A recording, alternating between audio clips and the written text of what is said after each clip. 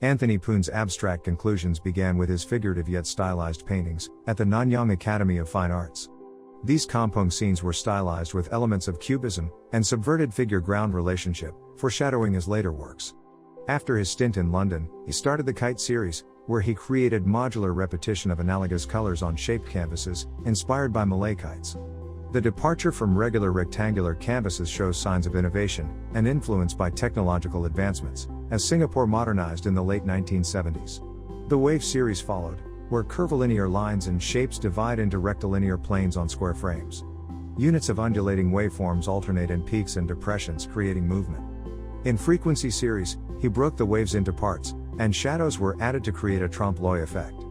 These experiments with the illusion of three-dimensionality propelled him into his Wave Relief series, where planes of waves extrude from the canvas, and his Sculpture series, where dynamic monoliths decorate important modern landmarks in Singapore. Poon has a strong desire to reflect modern societies through art. He did this by ushering in art that is more concerned with the beauty of form, harmony of rhythm and creativity rather than realistic mimicry of the world. Thus, his abstract artworks highlight lines, shapes and colors, simulating sensations within viewers, emphasizing that these are the universal language of art. He believed that art should reflect modern society, with vastly expanding technologies, connectivity, efficiency and accessibility. His works embrace neatness and were created with precise calculations, a reflection of the mechanical processes vital to mechanization in today's societies.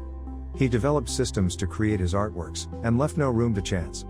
This is why his works are cool and depersonalized, orderly and pure. He also believed that art of the modern world should not be static. Viewers ought to play their part to be active participants as they encounter his works. Through his optical illusions and his use of movement, light and space, viewers are delighted by new perspectives as they navigate around his works. Poon played with optically complex patterns of repeated colors, arranged in a certain logic of order and symmetry. The delineation of color between areas is sharp with clarity. Modular repetition is his key principle of design, as though the composite arrangement could extend beyond the canvas, holding the potential for endlessness. There is no focal point, hence the eye shifts from area to area, sometimes pausing mesmerized by the colors and stripes, before moving to another area. The viewer's attention vacillates between the overall composition and the specific area, creating an ambiguous yet curious aesthetic experience that one would not expect from a painting. Poon's aesthetic choices also create a space of optical illusion, generated through the overlay of patterns and certain color combinations. In his Kite series and Wave series, the juxtaposition of tones creates the illusion of depth, despite the canvas being flat. In his Wave Relief series, the gradient of tones interacts with light and shadow casted by the emerging volumes that jut out of the canvas, creating undulations of light and dark, endowing the work with a heightened sense of weightlessness and movement. Poon is meticulous in nature, and emphasized a lot on design and draftsmanship. His regimented training in Byam Shah influenced his patient and systematic art-making process, as he explored various permutations of colors and shapes. He took a mathematical approach when planning his restrained and measured composition. He ensured that his artworks had complete symmetry of repeated, precisely arranged shapes. He would use graph paper and a marker to plan the various shapes that will appear on the canvas, and calculate the dimensions to scale, 1 inch to 1 foot. He would label each area with alphabets that correspond to the Liquitex acrylic paint that he would use to fill the area. He paints in a flat and even manner to suggest the assistance of mechanical means, as if it was painted using airbrush. He would brush successive layers of paint to achieve saturated color and gradients of tone, which ironically cannot be achieved using machinery.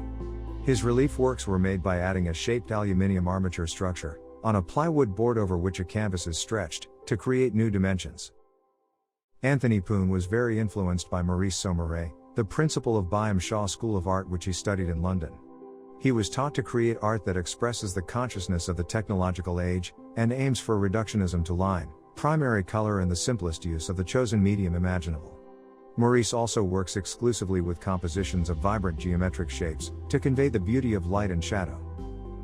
His friends, Peter Sedgley and Bridget Riley, also influenced Poon with their groundbreaking optical art. They are preoccupied with optical illusions that blossom due to the rise of science, computing, aerospace and space exploration in the modern world. They employ abstract patterns composed with a stark contrast of foreground and background, to produce retinal confusion and excitement. They use colors to both suggest and subvert space and movement. Frank Stella's hard-edged geometric art influenced Poon to create his own angular-shaped canvas, covered with abrupt transitions of color areas, delineated by outlines that follow the canvas silhouettes. Inspired by Nanyang artists, many budding Singaporean artists learned overseas, hoping to bring back new visual languages to contribute to building the nation's visual culture as it moved towards a first world status. London was an exemplary world city to learn in the 1970s, despite being bombed out of existence during World War II. Its successes in its capitalist and nation-building endeavors were globally acknowledged, and artists like Poon knew that there was much to learn from the rising visual cultures there, in order to propel Singaporean art to a new level. The driving force towards abstract art was also the changing landscape of post-independence Singapore. High-rise buildings of industrial materials sprung due to land scarcity, and the government placed a strong emphasis on law and order, and systems that promote efficiency and harmony, to create a country that was credible and stable for foreign investments. Poon's artworks not only reflect the materials, integrity and rhythm of urban development, but also add flavor and splendor to the monochromatic capitalist environment. They appeal to both local and foreign companies, reflect aspirational modern values, and envision the country as a formidable world city.